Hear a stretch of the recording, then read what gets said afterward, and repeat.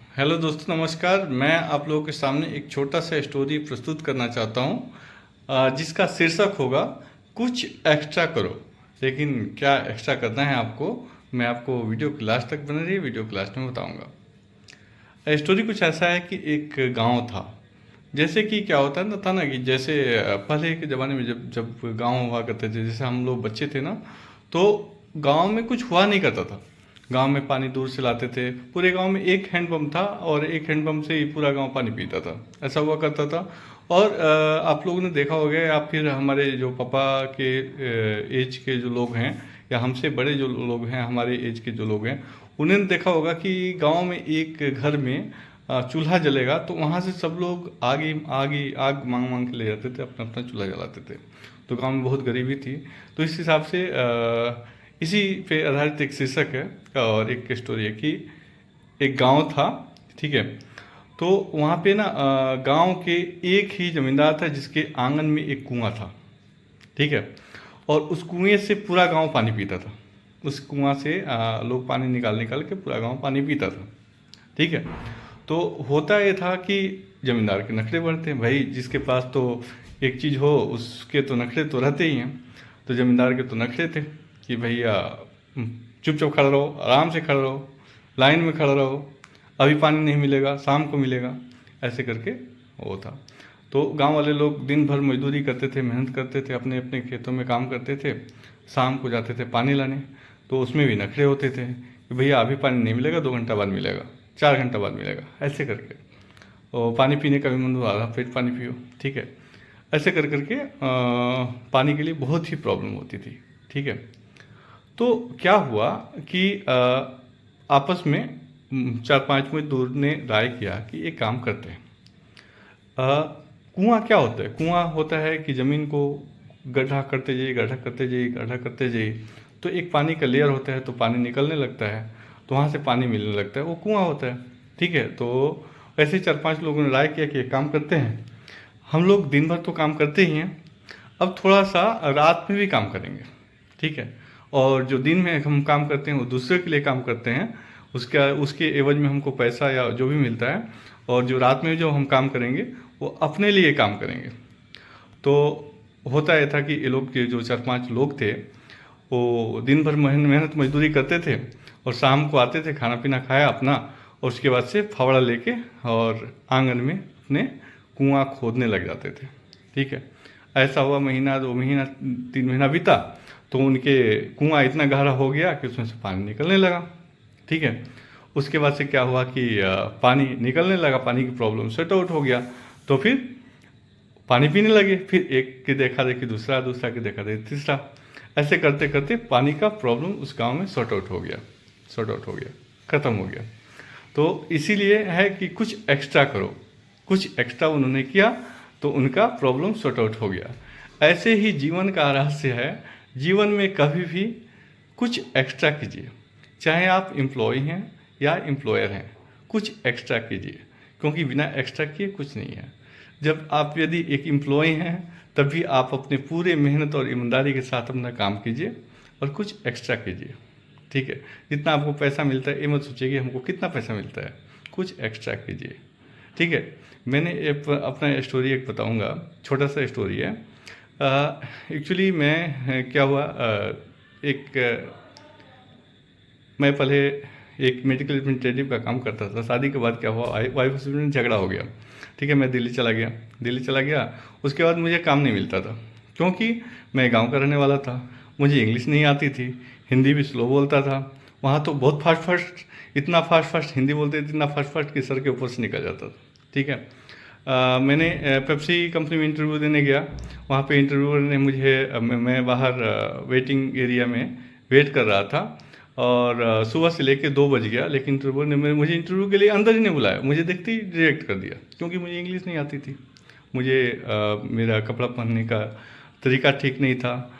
ठीक है। तो इसकी वजह से इंटरव्यूअर ने नहीं बुलाया। ठीक है। एक तो मुझे क्या हुआ कि जब मैं दिल्ली गया तो एक फैक्ट्री में मैंने 1-2 दिन काम किया, तो उसमें मेरा हाथ में छाले पड़ गए, क्योंकि मेहनत करने का आदत नहीं था। ठीक है। उसके बाद से मैंने बहुत सारे इंटरव्यू दिए, बहुत सारे इंटरव्यू दिए। तो तब जाके एक लैब में मेरा सिलेक्शन हुआ, क्योंकि मुझे इंजेक्शन लगाना आता था, ब्लड निकालना आता था, बाइक चलाना आता था। तो एक लैब में मुझे काम मिला सैंपल कलेक्शन का, ठीक है। तो उस समय मुझे 3,000 रुपये मिलते थे, ये 2009 की बात है। 3,000 रुपये मिलता था, ठीक है। लेकिन 3,000 रुपये मिलता था, मैं जाता था 12 घंटे ड्यूटी करता था, एक चादर एक तकिया था, मैं सोचता कितना दिन काम करूँगा, कैसे कैसे गुजारा चलेगा, ठीक है। लेकिन उस समय क्या था, तो उस 3,000 के भी महत्व थे, उसमें सिर्फ 500 रुपये बच जाते थे, ठीक है। एक बार क्या हुआ कि एक मेरा फ्रेंड था, वो मार्केट करने आया था, उससे मेरे मुलाकात हुआ। तो उसकी गर्लफ्रेंड जो थी ना, वो बोली मेरे से कि भैया ऐसा क्यों करते हो आप, क्या काम करते हैं आप। तो मैं बोला कि मैं तो बस नागलोई लैब में काम करता हूँ। वो तो बोली कि क्या सैलरी मिलती है। मैं बोला मुझे 3,000 रुपये मिलते हैं। और वो जो लड़की थी ना, वो उसको फटाफट इंग्लिश बहुत अच्छा आता था। तो उसकी सैलरी उस समय 22,000 रुपया था, ठीक है। उन्होंने बोला कि मैं उसको अच्छा लगा, वो बोला कि बोली कि एक काम कीजिए, आप कुछ अच्छा क्यों नहीं करते, कहीं और जॉब चेंज क्यों नहीं करते। मैं बोला मुझे कुछ आता नहीं है, मुझे इंग्लिश नहीं आती, मुझे तो इंग्लिश नहीं आती, बोलने नहीं आता है, तो मुझे तो यही काम मिला है, इतना ही पैसा मिलता है, मैं कहीं और हो तो बताइए।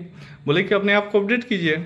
मैं बोला कि अपडेट कैसे करूं, मैं तो दिल्ली में को जानता भी नहीं हूँ, अपडेट कैसे करूँगा, मैं तो 8 बजे से 8 बजे रात तक नौकरी करता हूँ।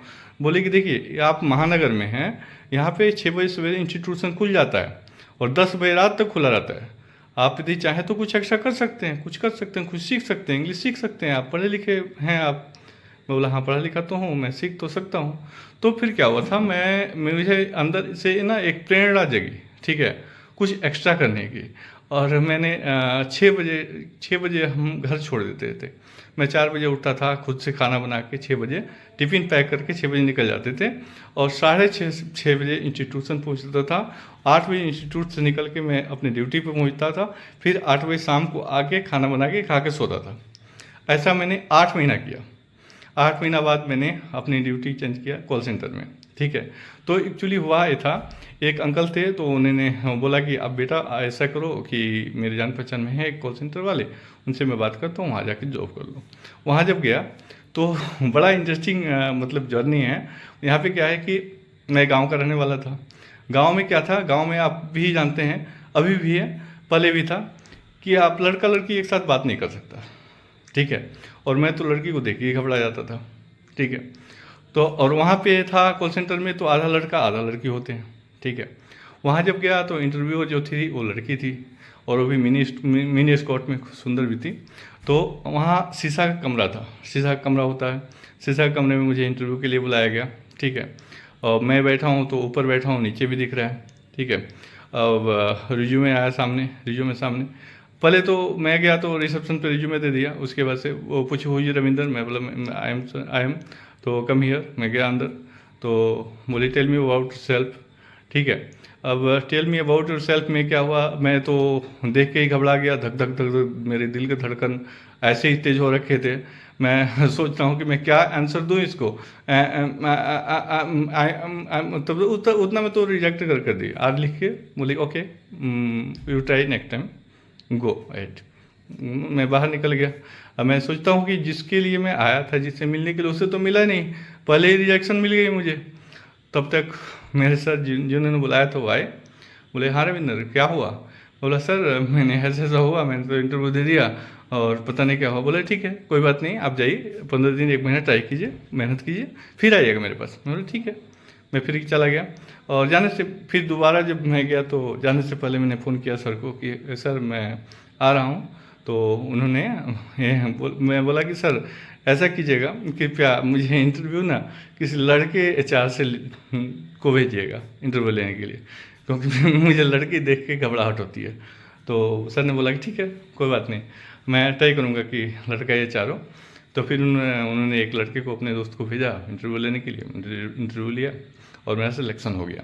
तो मैंने 3,000 से 7,500 रुपये सैलरी पर सिलेक्शन हुआ, ठीक है। उसके बाद से फिर जर्नी आगे चलता गया, आगे चलता गया, ठीक है।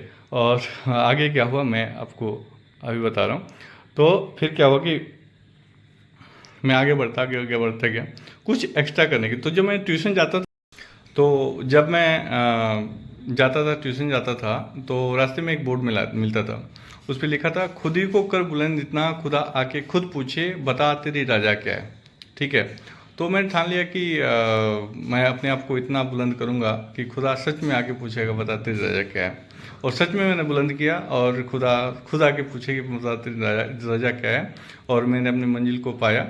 ठीक है, मैंने फिर कॉल सेंटर से भी जॉब चेंज किया और ऊपर पहुंचा, फिर असिस्टेंट मैनेजर बना, फिर उसके बाद से अपना बिजनेस भी किया और अच्छा खासा अर्निंग किया वहाँ पे। ठीक है, लॉकडाउन में मेरा बिजनेस ख़त्म हो गया। ठीक है, तो ऐसे ही मैं करें, कुछ एक्स्ट्रा करने से अच्छा होता है। ठीक है, ईश्वर पर भरोसा रखें, ईश्वर से बस प्रार्थना करें कि हमको अच्छा प्रेरणा दें ताकि हम कुछ अच्छा कर सकें। ठीक है, बस यही है दोस्तों कि कुछ एक्स्ट्रा कीजिए। जय हिंद, जय भारत। हमारे चैनल को सब्सक्राइब कीजिए, वीडियो को लाइक कीजिए और अच्छा लगे तो दोस्तों में शेयर कीजिए और क्या करना चाहिए कमेंट्स में ज़रूर बताएं। ओके, जय हिंद, जय भारत।